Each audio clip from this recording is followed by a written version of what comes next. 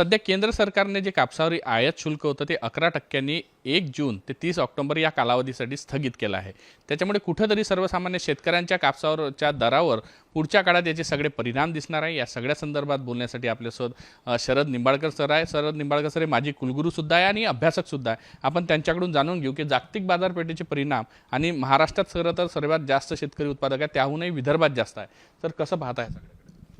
काय आहे की कापसाचं क्षेत्र तसं कोरडवाहूचं या आपल्या भागामध्ये खूप जास्त आहे। विशेषतः विदर्भ, मराठवाडा, महाराष्ट्रामध्ये आहे, तेलंगणामध्ये आहे, आजूबाजूच्या आंध्रमध्ये आहे। म्हणजे कोरडवाहूचा जो भाग आहे यामध्ये कापसाचं पीक हे सर्वात महत्त्वाचं आर्थिककरणाचं मुख्य पीक समजलं जातं आणि मोठ्या प्रमाणामध्ये कापसाचं पीक घेतलं जातं।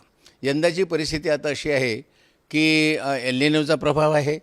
त्याच्यानंतर आता मागच्या या संदर्भामधला काही कापसाचा साठा अजूनही पूर्णतः CCIने खरेदी केलेला नाही, त्याच्यामुळे काही साठा उरलेला आहे।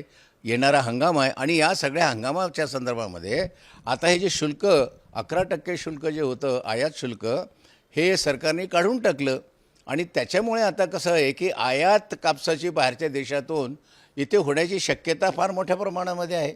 आणि उद्योग जे आहेत, कारखाने उद्योगांनी चांगल्या प्रतीचा कापूस आम्हाला पाहिजे, इथला साठा जरी असला, इथे शिल्लक कापूस जरी असला तरीसुद्धा आम्हाला चांगल्या प्रतीचा कापूस पाहिजे, लॉंग स्टेपल कापूस पाहिजे आणि आपल्या इकडला तेवढ्या त्या प्रमाणामध्ये चांगला नसतो असं त्यांचं जे काही गृहीत आहे त्या गृहीताच्या संदर्भामध्ये त्यांनी ही जी लावून ठेवली आणि सरकारने सुद्धा त्याच्यामध्ये चला ऑक्टोबरपर्यंतचा काही आपला हंगाम कापसाचा होत नाही, ऑक्टोबरच्या नंतरच आपल्या देशातला कापूस आपल्या भागातला निघतो आणि म्हणून कदाचित ऑक्टोबरपर्यंत त्यांना ती आयात करण्याची सूट दिलेली आहे आणि त्याच्यावरती जे शुल्क लागत होतं 11% ते त्यांनी माफ केलेलं आहे किंवा तोपर्यंत शुल्क लागणार नाही अशा पद्धतीचा निर्णय आत्ताच 30 तारखेला केंद्र सरकारने घेतलेला आहे। आता याचे पडसाद कसे आहेत की यामुळं शेतकऱ्यांमध्ये असा एक हे झालेला आहे की आपण आता कापूस जो घेतो याचे दर पडणार।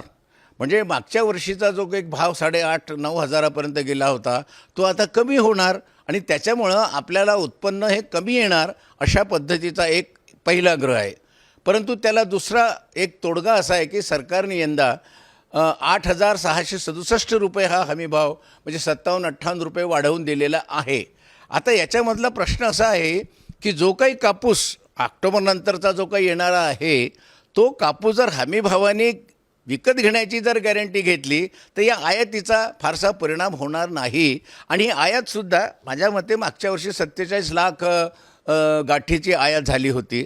आतापर्यंत जवळपास 43-44 लाख गाठी ऑलरेडी आलेल्या आहेत।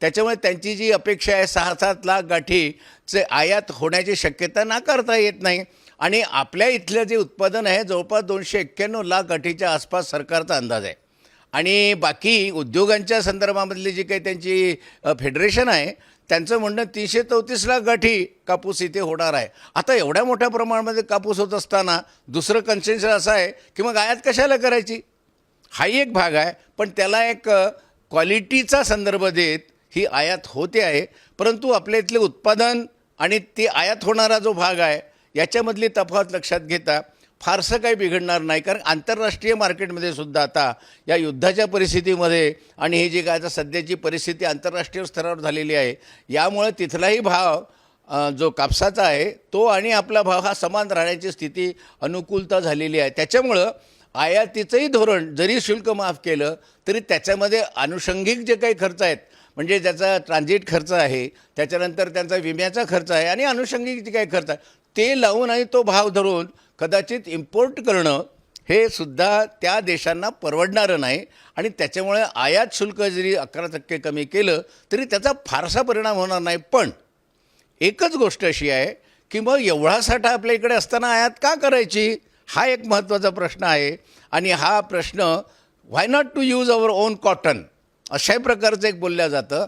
परंतु एक सर्व समीकरण असं आहे की यांनी फारसा परिणाम होणार नाही आणि पॅनिक होण्याची फारशी गरज नाही आणि कापसाचं क्षेत्र कमी करून त्याच्यामध्ये आपण काहीतरी या शुल्काचा परिणाम होईल म्हणून घाबरून जाण्याचं कारण नाही अशी माझी नम्र। कारण एक मात्र अट आहे की या ठिकाणी ही पॅनिक किंवा शेतकऱ्यांच्या मनातली भीती काढण्यासाठी सरकारने मात्र आता जो भाव जाहीर केलेला आहे 8,667 रुपये हे देण्याची, आणि CCIनी मागच्या वर्षी जसं 105 लाख गाठी खरेदी केल्या तशा अधिकाधिक गाठी त्यांनी खरेदी कराव्या आणि शेतकऱ्यांना राहत द्यावी, हे त्याच्यातलं सोल्युशन आहे. तर जसं तुम्ही म्हटलंय की बाहेर देशातून आयात शुल्क कमी करून त्याचे दर किंवा युद्धजन्य परिस्थितीमुळे दराचा काही परिणाम होणार नाही, त्यामुळे मग हे भारतातला जो कापूस आहे किंवा महाराष्ट्रात खास करून आहे तो खरंच कमी दर्जाचा आहे का, ज्या पद्धतीनं दावे केले जाते की हे लॉबिंगचा सगळा कार्यक्रम आहे?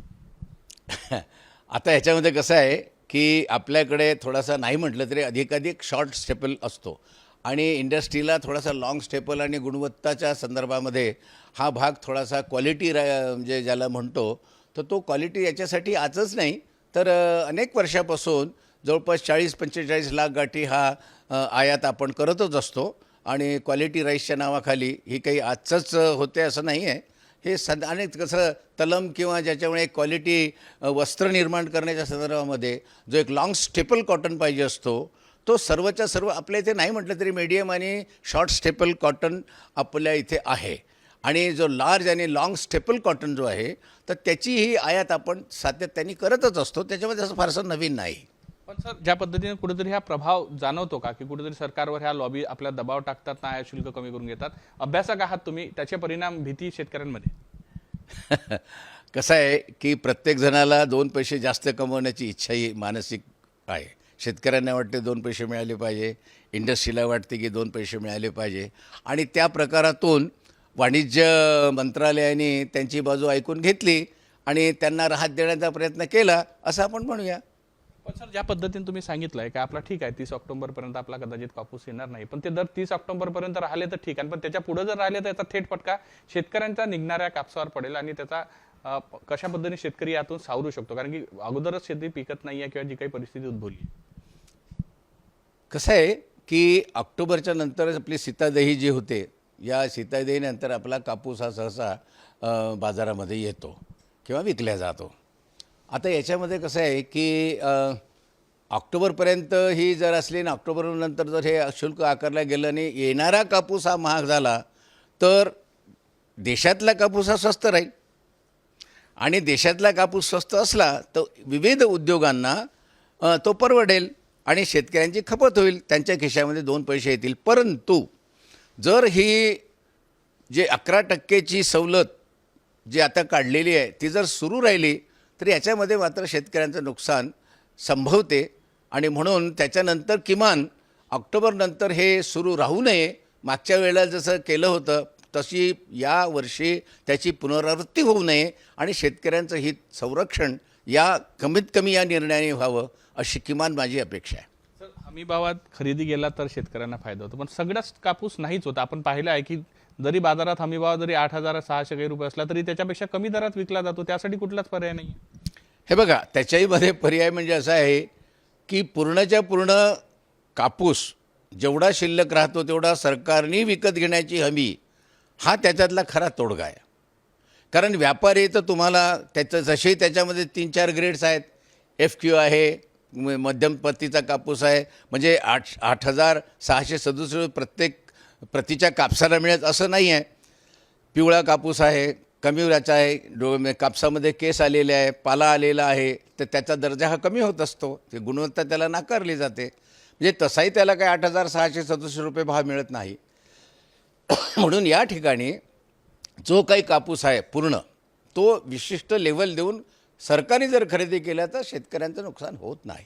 म्हणजे कुठेतरी दुसराही पर्याय ठेवला पाहिजे शेतकऱ्यांनी, म्हणजे हा हमीभावापेक्षा जर कमी प्रतीचा असेल तर त्याला एक ठराविक दर द्यावा जेणेकरून शेतकऱ्याचं नुकसान होणार नाही. अगदी बरोबर. म्हणजे हां, याला मान्यता आहे, कारण की त्याच्यामध्ये व्यवस्था अशी निर्माण केली पाहिजे की आपला शेतकरी जगला पाहिजे. कारण तसंही कोरडवाहूमध्ये पिकाची क्षमता किंवा क्विंटलचं जे आहे त्याच्यावरती त्याचं पूर्ण वर्ष आहे आणि त्याच्यामुळं तेच एक भांडवली पीक आहे त्याच्याकडे, तर त्याला संरक्षण देऊन सक्षम करणं या माध्यमातून हे खऱ्या अर्थाने चांगल्या सरकारचं कर्तव्य आहे. तर तुम्हाला शेतकऱ्यांना काय सांगावं वाटतं, म्हणजे कुठेतरी भीतीची गरज नाही असं तुम्ही म्हणाल, म्हणजे कदाचित सरकार तोपर्यंत सकारात्मक परिणाम घेऊन ते शुल्क रद्द करते? शेतकऱ्यांच्या संदर्भात एकच आहे की शेतकरी तसंही आपला जाणकार आहे, त्यालाही माहिती आहे की काय परिस्थिती असते आणि आता काही तो जुना आपला शेतकरी राहिलेला नाही आहे. शेतकरी नेते जागरूक आहेत, शेतकरी संघटना आहेत आणि त्याच्यामुळं तो आता इलाईट झालेला आहे, सुशिक्षित झालेला आहे. आणि या संदर्भामधला जो भाग आहे, चांगल्या प्रकारचा कापूस, चांगला वेचून कापूस, त्याच्यामध्ये केस नसावे, स्वच्छ कापूस असावा आणि त्याला चांगला रेट मिळावा आणि मिळवून द्यावा, हे शेतकरी आणि शेतकरी संघटनेचं आणि या पूर्ण यंत्रणेचं खऱ्या अर्थाने शेतकऱ्याला जगवण्याचं गमक आहे, असं माझं मत.